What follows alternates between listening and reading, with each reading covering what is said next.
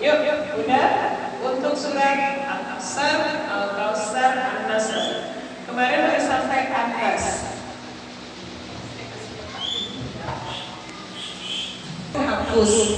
Tapi untuk yang baru nanti takut bertanya. Review sebentar. Perjalanan kita sebagai manusia ada 5 tahapannya. Dari mulai mati, hidup, dan kembali kepada Allah.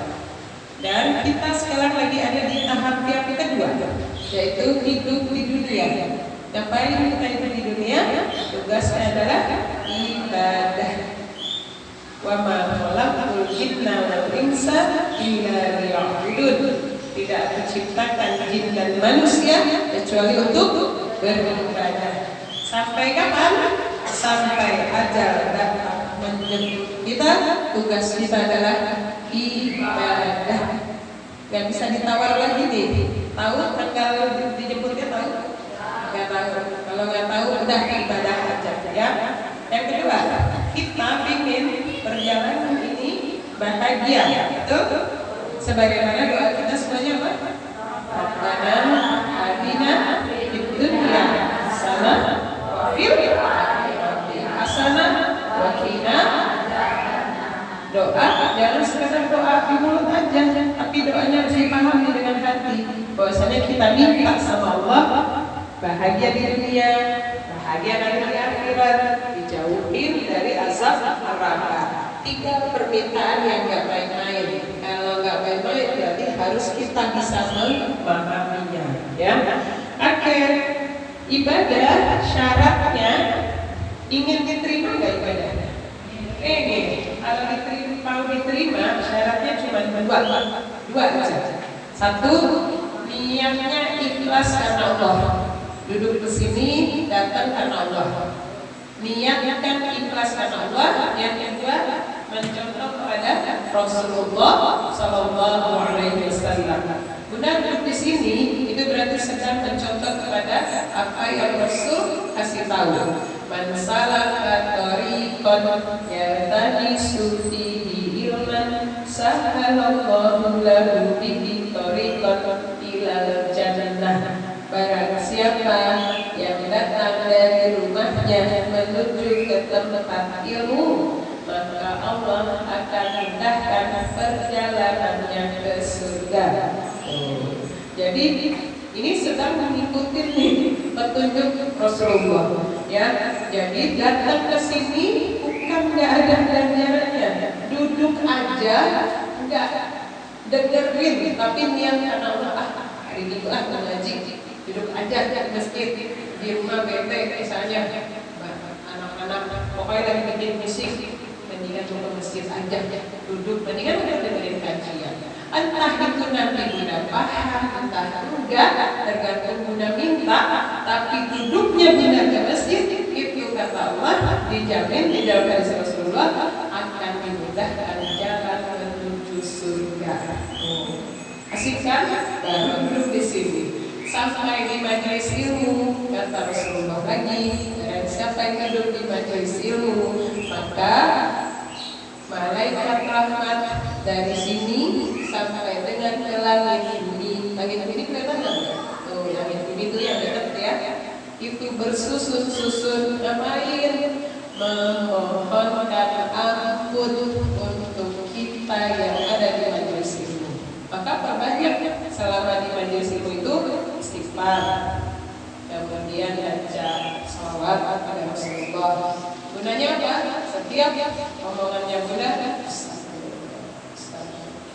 maka dia mohonkan diaminkan sama malaikat rahmat. Cuman malaikat rahmatnya nggak kelihatan nggak? Enggak ya. Kalau kelihatan nanti takutnya selfie semua gitu. Alhamdulillah yang sama malaikat rahmat itu ya. Alhamdulillah. Jadinya bingung. Oke. Pedomannya untuk beribadah pedomannya adalah Al-Quran. Karena ini sumbernya ilmu. Ilmu apa aja ada di dalam Al-Quran. Coba ilmu masak sayurnya itu ada nggak kayak Al-Quran? Ada nggak? Ada nggak? Ilmu bikin kue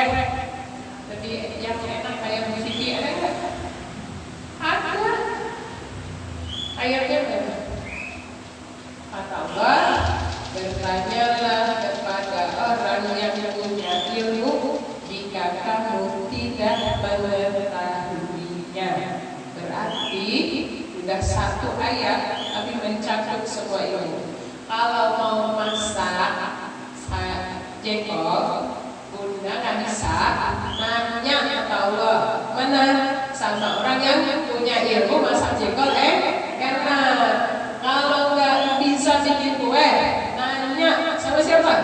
Sama orang yang punya ilmu bikin kue yang enak. Nggak ada begitu, kuenya enak semuanya alhamdulillah. Kue dibikinin Vivi apa aja, titipin. Apa dong enak-enak gue tidak alhamdulillah. Kalau bunda nggak punya ilmu bikin sayur asem, tanya, cari orang yang pintar masak sayur asem, tanya sama dia. Resep siapa sih? Itu namanya ngikutin perintah Allah. Bertanyalah kepada orang yang punya ilmu jika kamu tidak mengetahuinya. Artinya akan mengajarkan semua ilmu kehidupan ini ada solusinya semua, ya. Jadi nggak mentok di situ aja, ada solusinya. Kemudian pedoman yang kedua itu hadis Rasulullah Shallallahu Alaihi Wasallam. Baik, saya lanjut ya. Ini saya hapus ya. Boleh? Berisik biasanya menghapus ini. Ya biasanya cepat lah. Alhamdulillah. Ya boleh. Kalau pakai, kencang kan tenaganya. Harinya lagi bagi-bagi pahala, makanya jangan digoreng bumi semua, gitu ya. Biar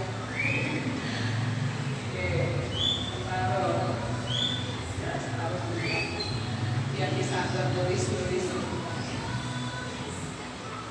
Jadi dengan tahu tadi surat ayat 28, maka kita tahu perjalanan hidup kita, maka kita nggak main-main, ngapain bisnis. Sekarang kata berapa ya? 9 ya. Oke. Baik, kita akan mulai dengan Al-Quran itu sebagai petunjuk dan pedoman, ya. Dia harus diapain ini? Satu, dibaca atau dihafalkan.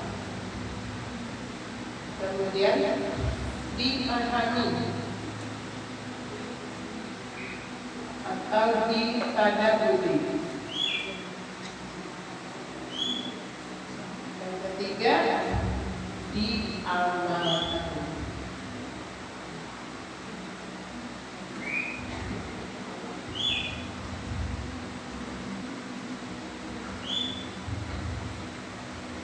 Baik, untuk bisa melakukan tiga-tiganya ini, dibaca, dipahami, kemudian diamalkan, maka yang harus kita lakukan adalah pertama kita kenal dulu sama Al-Qurannya, terdiri dari 30 juz, 114 surat, 6.236 ayat. Oke, kita nyicil dong sama Allah. Udah berapa surat, udah berapa ayat yang dihafal, betul? Nyicil ya, kan nyicil seumur hidupnya ya. Iya, jangan cicilan sama yang dipikirin, cicilannya sama Allah dan dipikirin dong. Masa dikasih petunjuk tapi nggak nyicil petunjuknya satu-satu. Oke, yang sudah dihafal 1 Al-Fatihah. Surat ke-1 berapa ayat? 7. Dan kedua surat yang di juz 30 suratnya ada 37 surat, tapi baru dihafalnya baru sedikit. Al-Asr dulu, surat ke-103 jumlahnya 3 ayat. 3 Al-Kautsar, surat ke 108 ya, jumlahnya 3 ayat. 4 An-Nasr, surat ke 110 ya. Ini berarti baca surat mana? 10, oh iya betul.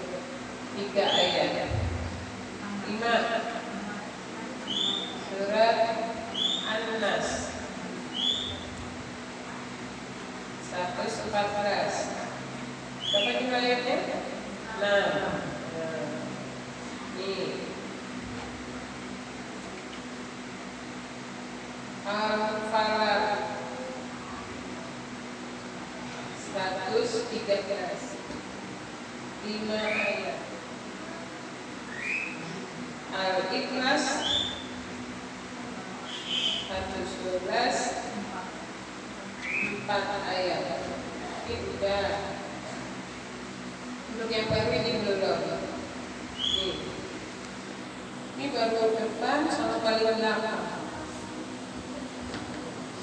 Ini yang di tengahnya. Kemudian kemarin sudah sampai di ada lagi hafalan An-Naba ayat 1 sampai 21. Kemudian Al-Baqarah.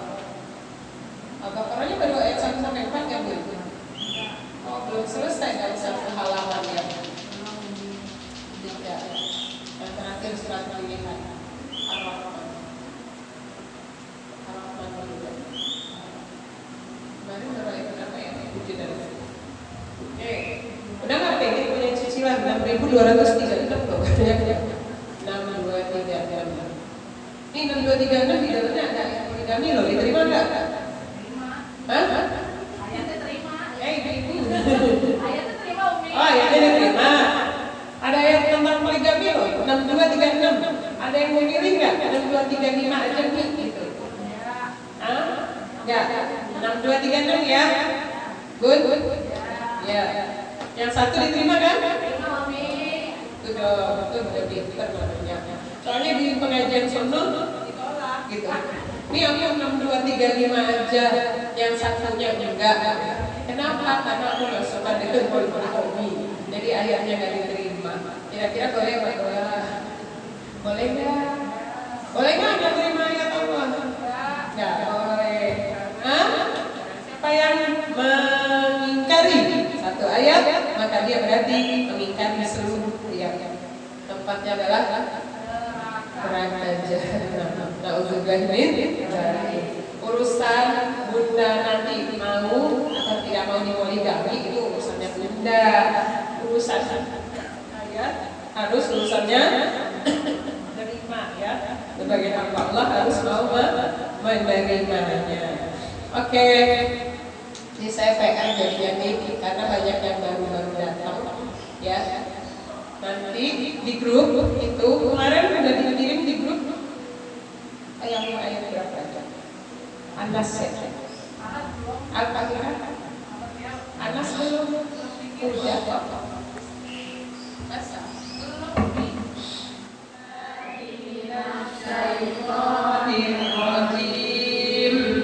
Bismillahirrahmanirrahim. Qul a'udzu birabbin nas. Qul katakanlah a'udzu aku berlindung Rabbi kepada Allah Tuhannya An-Nas manusia. Jadi kita mohon perlindungan kepada Allah Tuhannya manusia. Nas manusia. Nah ini dari kepalanya diambil gitu ya. Yuk ketiga. Qul a'udzu birabbin nas. Katakanlah aku berlindung kepada Allah Tuhannya manusia. Nas. Maknya dibaca pendek ya, satu harokat bukan. Malikin nas tetapi malikin nas. Rajanya manusia. Pakai mahkota bukan? Udah tahu mahkota kita yakin? Jadi taruh sini. Malikin nas. Rajanya manusia. Ilahinnas, yang disembah manusia. Jadi kita berlindung kepada Allah. Allah itu Tuhannya manusia, rajanya manusia, dan sembahan manusia. Dari apa? Dari apa? Ini kan ada 6 ayat. Yang 3 kita menyatakan tentang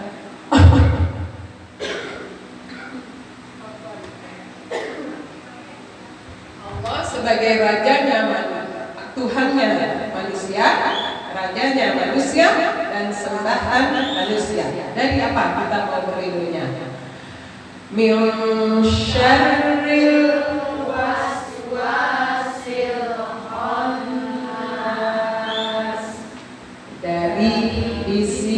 dari kejahatan bisikan setan yang bersembunyi. Jadi setannya bersembunyi, iya, dia ada pojok. Dia nanti bersembunyi, dia lagi mengintai. Sayangnya dia bisa lihat kita nggak bisa lihat dia. Itu bedanya makhluk yang gaib dengan yang nyata. Yang gaib dia bisa melihat yang nyata, tapi yang nyata nggak akan mampu melihat yang gaib kecuali dengan izin Allah, ya, kecuali dengan izin Allah. Dan izin Allah berlaku hanya bagi Rasul yang dikehendaki. Jadi kalau ada yang bilang bisa lihat yang gaib, berarti bohong. Kenapa? Karena yang dapat privilege-nya, yang dapat izin hanya Rasul yang dikehendaki. Di surat Jin ayat 26 dikatakan Allah tidak akan memperlihatkan yang gaib kepada kalian kecuali Rasul yang dikehendaki. Pertama, kita bukan Rasul. Yang kedua, yakin berarti kita nggak dikehendaki. Kalau misalnya ada yang bilang bisa lihat yang gaib, berarti ada 2 jawabannya. 1, di dalam tubuhnya ada yang gaib juga. Paham? Berarti dia ada memelihara yang gaib di dalam tubuhnya, sehingga si gaib bisa lihat yang gaib. Kan yang nyata kita lihatnya yang nyata. Saya bisa lihat yang enggak, NC-nya. Tetapi ketika bisa melihat yang gaib, berarti di dalam tubuhnya ada yang gaib. Yang kedua, berarti dia sedang berhalusinasi, sedang berbohong terhadap apa yang dia lihat, gitu ya. Karena jaminannya surat Al-Jin ayat 26, kan Allah tidak akan memperlihatkan yang gaib kepada siapapun kecuali Rasul yang dikehendakinya. Jadi kalau misalnya, atau jawaban yang ketiga, yang gaibnya putus asa, jadi keluar dari dimensinya. Ketika dia keluar dari dimensinya, setannya keluar dari dimensinya, kan dia harusnya di tempat yang gaib.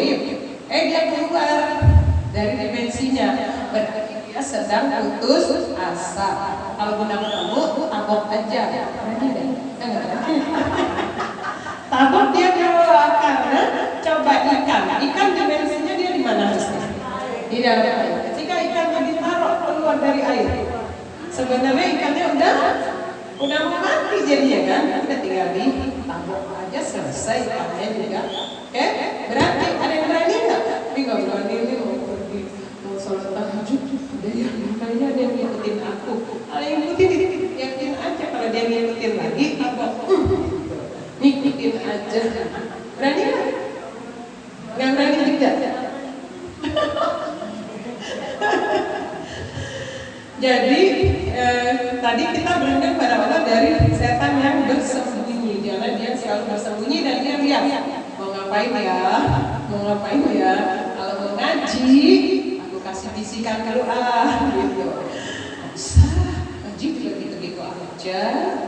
Ustaznya tuh kan paling ngomongin kalau surga neraka, paling nanti disalah-salahin.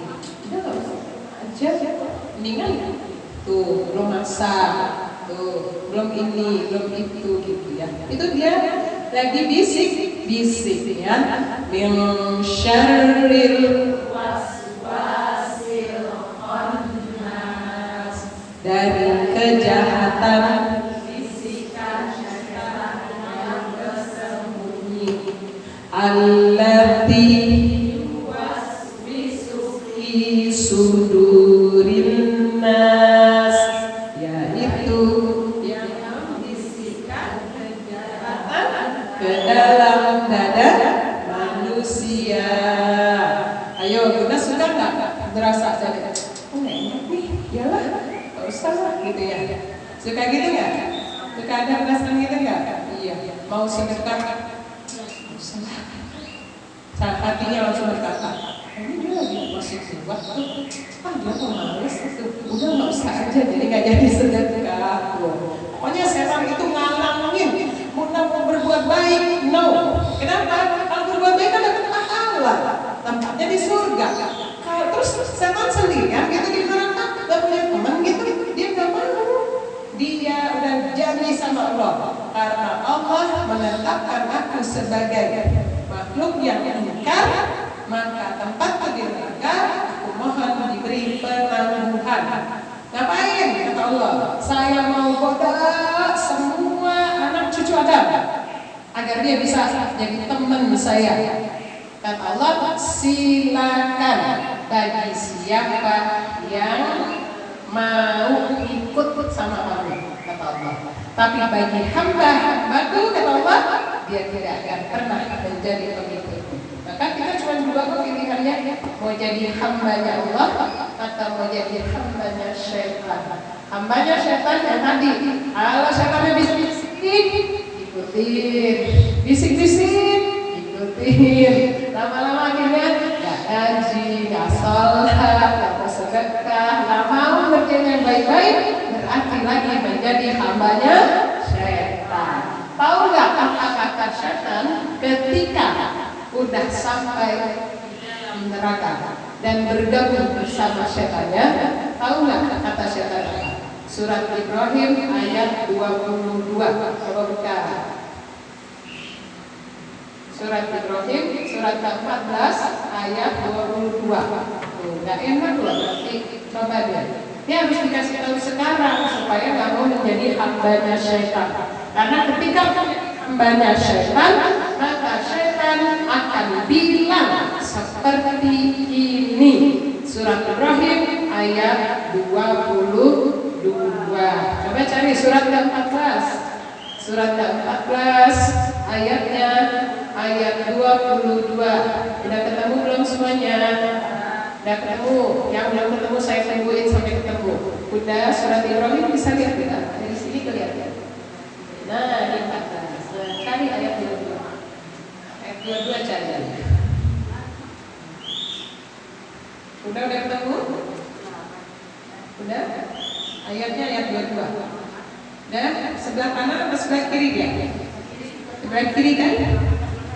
Sebelah kirinya ya? Yuk, Uni sama. Dan setan berkata ketika perkara hisab telah diselesaikan, sesungguhnya Allah telah menjanjikan kepadamu janji yang benar, dan aku pun telah menjanjikan kepadamu, tetapi aku menyalahinya. Tidak ada kekuasaan bagiku terhadapmu, melainkan sekedar aku menyeru kamu, lalu kamu mematuhi seruanku. Oleh sebab itu, janganlah kamu mencerca aku, tetapi cercalah dirimu sendiri. Aku tidak dapat menolongmu, dan kamu pun tidak dapat menolongku. Sesungguhnya aku tidak membenarkan perbuatanmu mempersekutukan aku dengan Allah sejak dahulu. Sungguh orang yang zalim dan mendapat siksaan dan akan mendapatkan siksaan yang pedih. Coba itu diulang lagi. Ulang lagi dulu pelan-pelan. Dari awal. Apa kata syaitan ketika perkara hisab sudah diselesaikan? Berarti dia udah masuk. Terus kan kita ketemu nih ceritanya tuh di dalam neraka tuh mereka yang kafir itu kan ketemu tuh sama syaitan ya. Terus kata syaitan apa? Dari awal Dan setan berkata, ketika perkara hisab telah diselesaikan, sesungguhnya Allah telah menjanjikan kepadamu janji yang benar. Stop dulu. Sesungguhnya Allah telah menjanjikan kepadamu janji yang benar. Terus kata dia apa? Dan aku pun telah menjanjikan kepadamu, tetapi aku menyalahinya. Tuh, gak enak kan? Aku juga janji dulu waktu kita dibisik-bisikin dulu. Apa kata setan? Ya nggak usah ngaji, cuma aja, sama aja kok kan tidak ada masalah. Ya. Nah, tapi kata dia apa? Aku menyalahinya. Tuh, satu. Terus lanjut tuh. Tidak ada kekuasaan bagiku terhadapmu, melainkan sekedar aku menyeru kamu, lalu kamu mematuhi seruanku. Nah, yang gak enak tuh ini, coba ngomongnya di sini. Coba kalau ngomongnya masih di dunia, nggak mau ngikutin kan? Karena ngomongnya udah di neraka, dia bilang, aku cuma ngajak doang. Yang mau kan kamu. Aku cuma ngajak doang. Kok? Kamu nggak sholat? Udah nggak sholat. Aku nggak sholat. Kan aku cuma ngajak. Yang mau nggak sholat siapa? Kan kamu. Tuh, pinter banget kan? Nggak enak deh kalau di neraka. Coba lanjut, Gun. Oleh sebab itu, janganlah kamu mencerca aku. Tuh, jangan marahin gua dong. Saya hanya mau. Bener kan? Aku cuma ngajak. Gak usah sholat. Udah sama aja kok. Sholat nggak sholat juga. Ya ampun, ini kok sama Allah gitu kan? Sekarang giliran kita udah nggak sholat, dia bilang apa? Kan nggak mau kamu. Terus jangan marahin aku dong. Terus Tetapi tercalah dirimu sendiri. marahin aja tuh diri lu, jangan marahin gua dong katanya. Terus Aku tidak dapat menolongmu. Dan kan dia nggak bisa nolongin kita ternyata. Buktinya tempatnya sama ya di neraka. Lanjut Gun. dan kamu pun tidak dapat menolongku. Sama. Kita juga nggak bisa nolongin diri. Siapa yang dia mau ditolongin sama kita? Lanjut. Sesungguhnya aku tidak membenarkan perbuatanmu mempersekutukan aku dengan Allah sejak dahulu. Tuh, setan itu dia bertauhid. Dia bertauhid pada Allah. Kenapa dia dulu nggak mau ngikutin perintah Allah? Karena dia itu nggak selevel. Kita ini dari tanah, jijik. Aku kan dari api. Garam itu loh. Nah, masuk dari api kalau sama tanah, maka dia menilai diri dia itu. Disitulah kesombongan dia. Karena dia merasa diciptakan lebih baik daripada manusia, makanya nggak mau dia sujud kepada manusia, tetapi dia sujud kepada Allah. Iya, buktinya dia bilang setan tidak akan mentolerir kalau kita menyekutukan Allah dengan dia. Jadi ini pernyataan. Ini untuk pernyataannya kita ketahui sekarang, oke? Daripada nanti baru tahunya di neraka kan nyesel jadinya kalau nggak gaji. Ini nih, oke? Lanjut udah.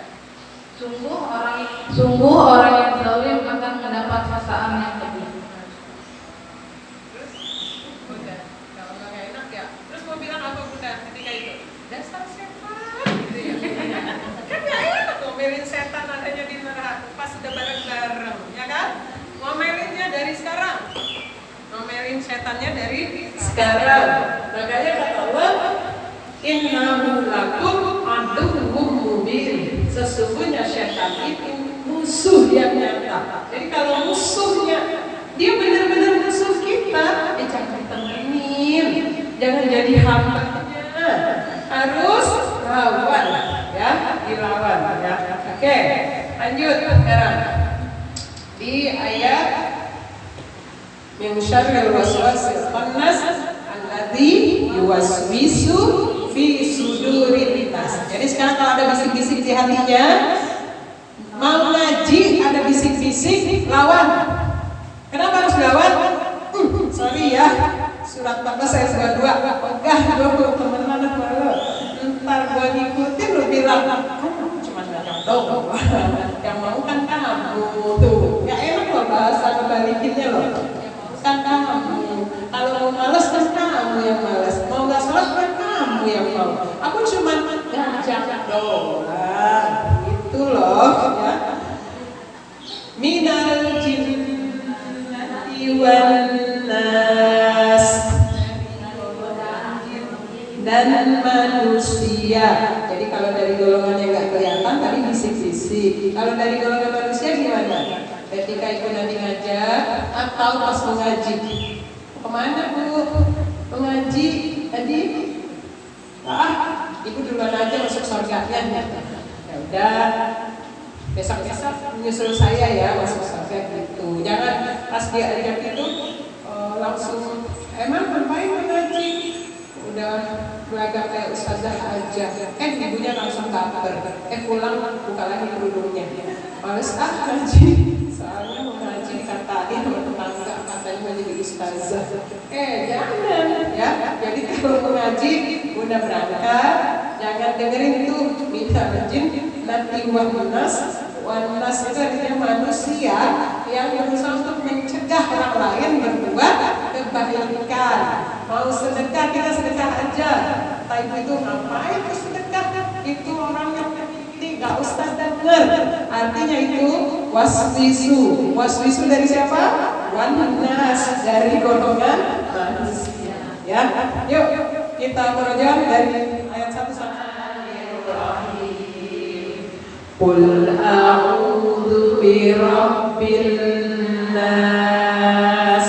Katakanlah aku berlindung kepada Allah, Tuhannya manusia. Malikin nas, manusia. Ilahin nas, yang disembah manusia. Min syarril waswasil khannas, dari kejahatan bisikan syaitan yang bersembunyi. Allati yuwaswisu fi sudurin nas, yang membisikkan kejahatan ke dalam dada manusia. Minal jinnati wan nas, dari golongan jin dan manusia.